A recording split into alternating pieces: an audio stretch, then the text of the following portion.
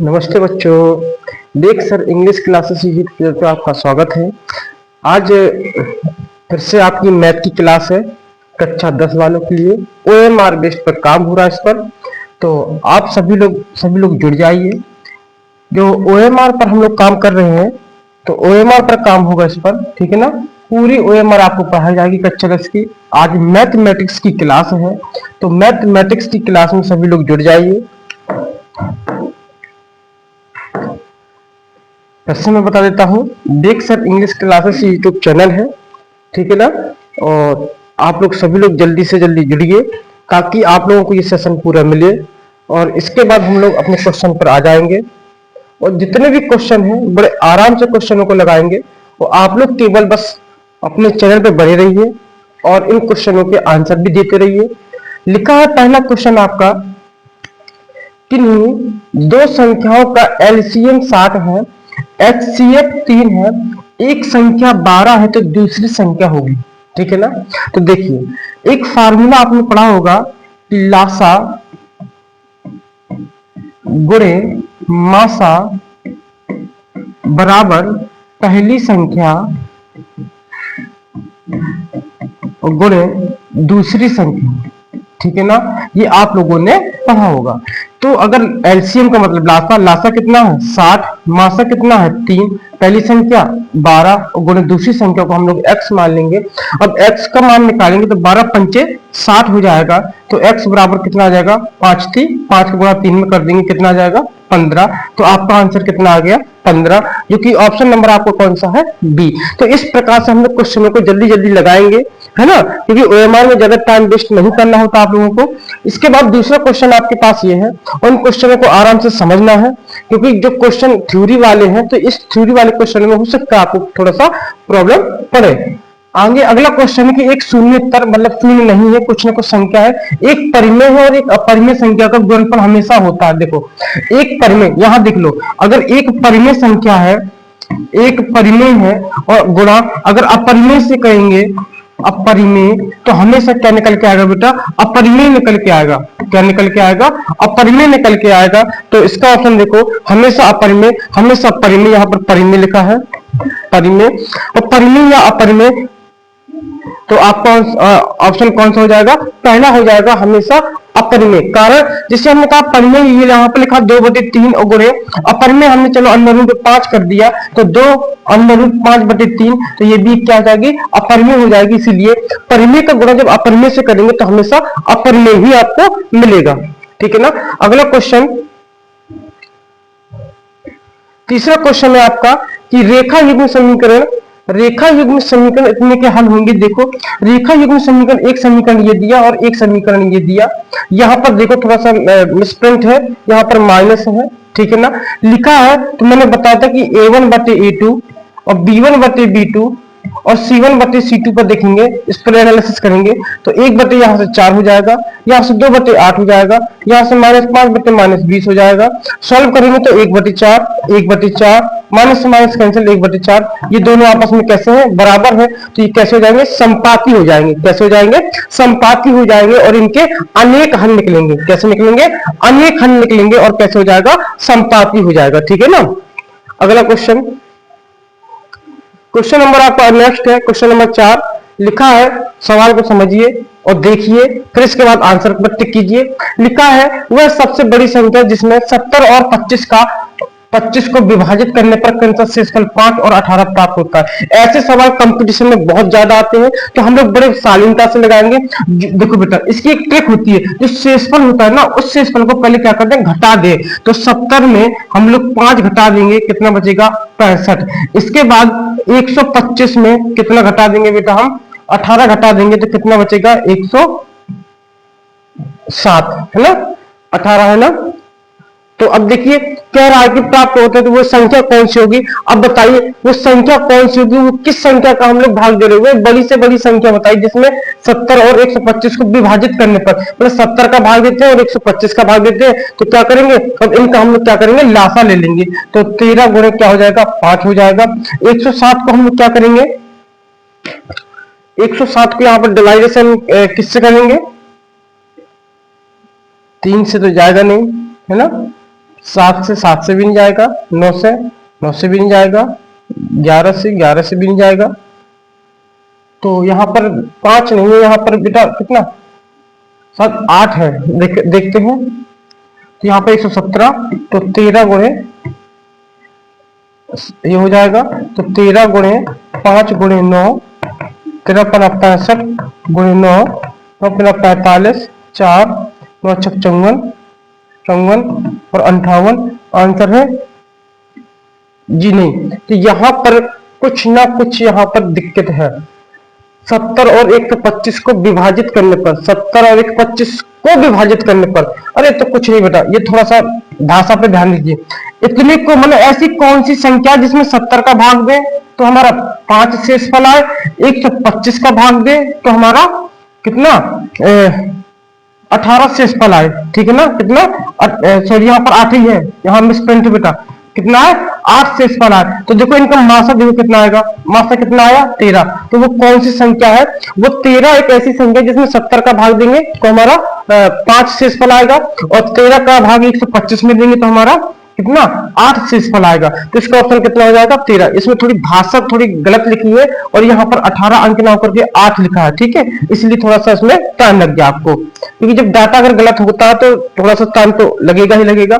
अगला क्वेश्चन है 3 के संख्या एक 3 है, 3 के प्रथम 5 गुणजों का योग। देखो ऐसे मतलब पहली 5 ऐसी संख्या जिसमें 3 का भाग चला जाए तो 3 और फिर 6 और 9 और 3 चौको 12 और 3 5 15, ये प्रथम 5 ऐसी गुणज संख्याएं हैं। तो इनका योगफल पूछा तो जोड़ सकते हो आप लोग।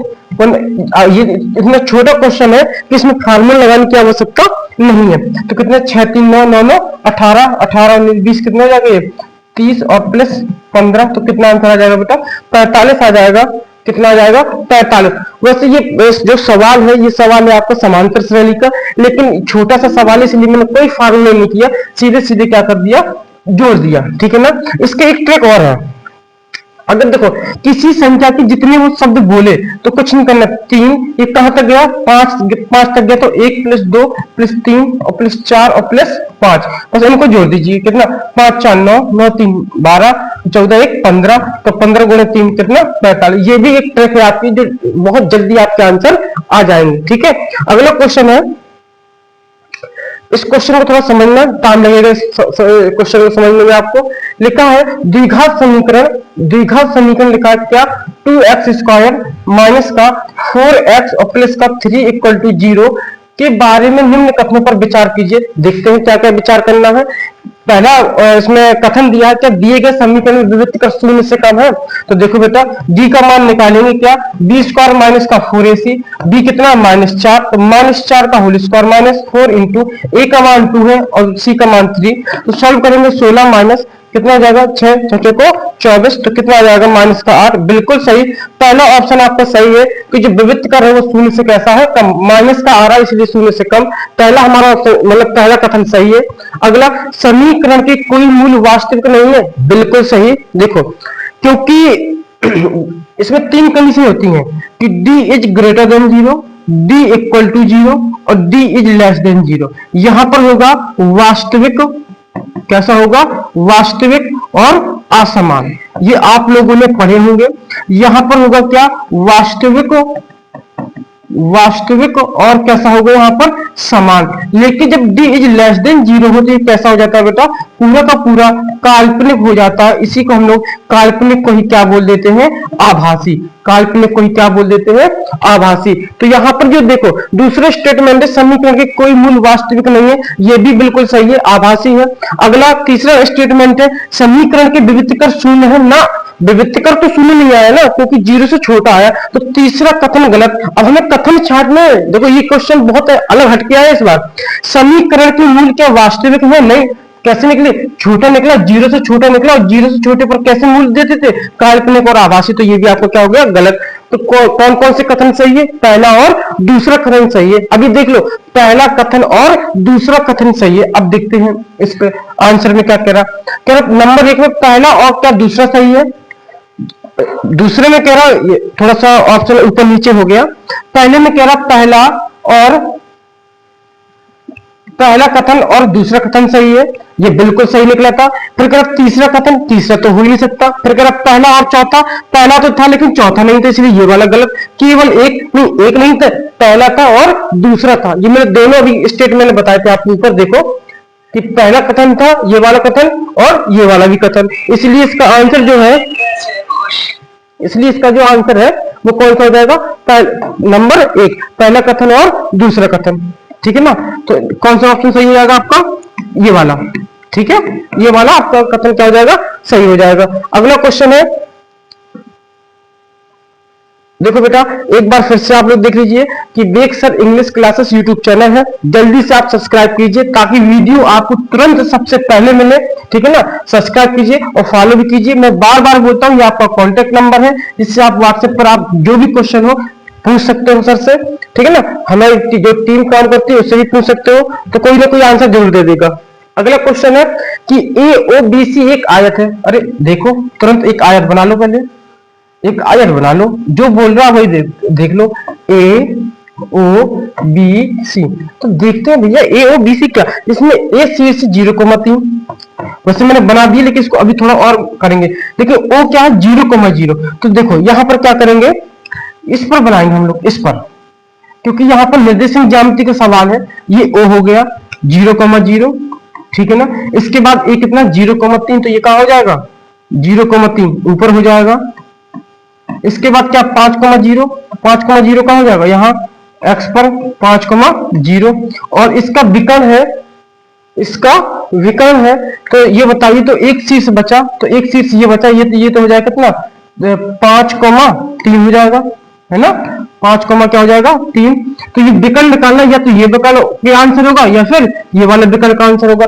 अगर ये वाले विकर्ण के आंसर है तो देखो इसके निकालेंगे तो क्या, दो बिंदुओं के बीच की दूरी 5 - 0, तो ये 25 हो जाएगा स्क्वायर, प्लस और ये कितना 3 - 0, 3 का स्क्वायर 9, तो कितना आ जाएगा 25 में कितना हो गया √34, कितना हो गया √34। तो ऑप्शन कौन सा सही है, देखो ऑप्शन नंबर सी √34। ये सवाल यहां से भी लगा सकते थे, लेकिन इसलिए मैंने इस ग्राफ को निगलेक्ट कर दिया क्योंकि यहाँ पर निर्देशांक ज्यामिति का सवाल है और पॉइंट टू पॉइंट विधि, इसलिए मैंने आपको निर्देशांक ज्यामिति पर ही समझा दिया सवाल को। ठीक है ना। इसके बाद अगला क्वेश्चन है आपका, क्वेश्चन नंबर 8 है आपका, लिखा है कि यदि समीकरण x² + kx - 5/4 = 0 का एक मूल है तो k का मान ज्ञात कीजिए। ये सवाल बेटा थोड़ा सा अधूरा हो गया, ये सवाल थोड़ा सा अधूरा हो गया क्योंकि यहां पर एक मूल का मान नहीं दिया, एक मूल है कौन सा। ठीक है, तो ये सवाल बेटा अधूरा है। अब इस सवाल को थोड़ा सा पूरा करना पड़ेगा। किस प्रकार का दिया है, तो इस सवाल में हम लोग नहीं डाल सकते ना क्वेश्चन, कैसे कौन सा डाल दे।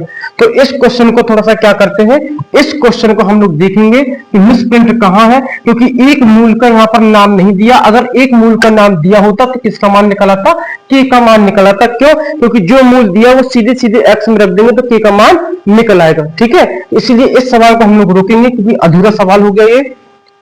क्वेश्चन नंबर 9 है अगला क्वेश्चन, दो त्रिभुज समरूप कब होते हैं। देखो देखो इसमें दो चीजें होती हैं, आप लोगों को देखना पड़ेगा। एक शब्द होता है समरूप जो हाई स्कूल लेवल पर है, और एक होता है सर्वांग समता। सर्वांग समता,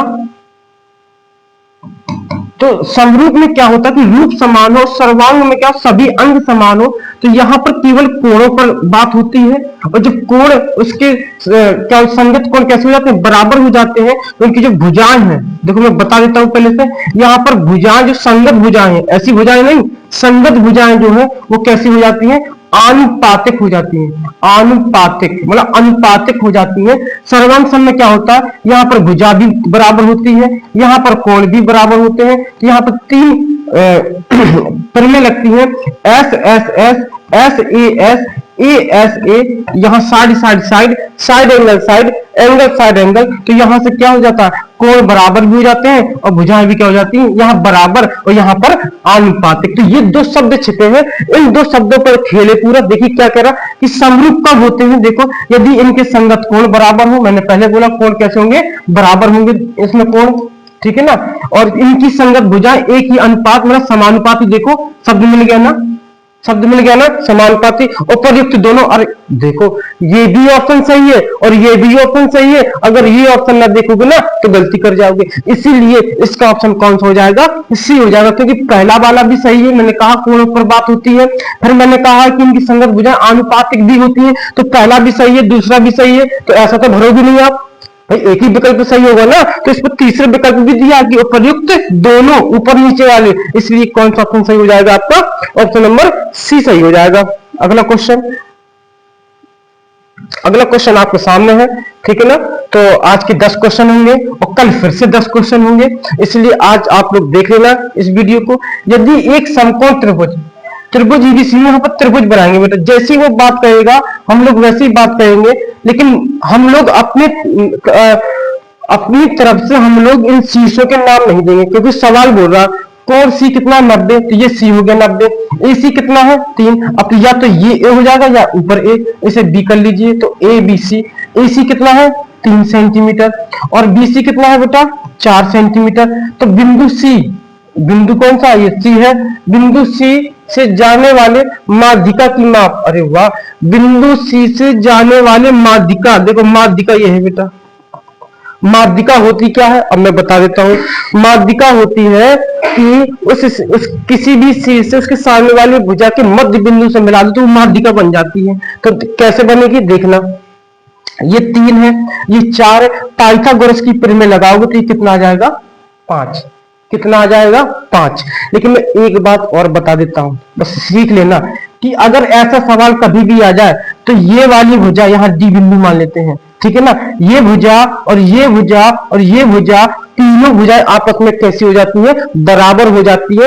हो सकता है आप लोगों ने परिमेय पढ़ी हो, अगर पढ़ी होती तो ये सवाल तुरंत टिक कर दोगे, क्योंकि इसमें लगाने की कोई आवश्यकता नहीं, और लगाओगे तो कम से कम 1.5 पेज में जाएगा ये सवाल, इसलिए हम ट्रिक में लगाएंगे केवल। हमें पता है कि अगर समकोण त्रिभुज में अगर माध्यिका डालते हैं समकोण से, तो यहाँ पर ये वाली भुजा और ये वाली भुजा और ये वाली भुजा तीनों आपस में कैसी हो जाती है, बराबर। जब पूरी भुजा 5 है तो ये आधी कितनी हो जाएगी 2.5, तो ये भी कितनी 2.5, तो ये भी कितनी, क्योंकि बराबर है तो 2.5, इसलिए इसका आंसर सीधे सीधे हम लोग क्या बोलेंगे 2.5। इसमें हमें टाइम वेस्ट नहीं करना।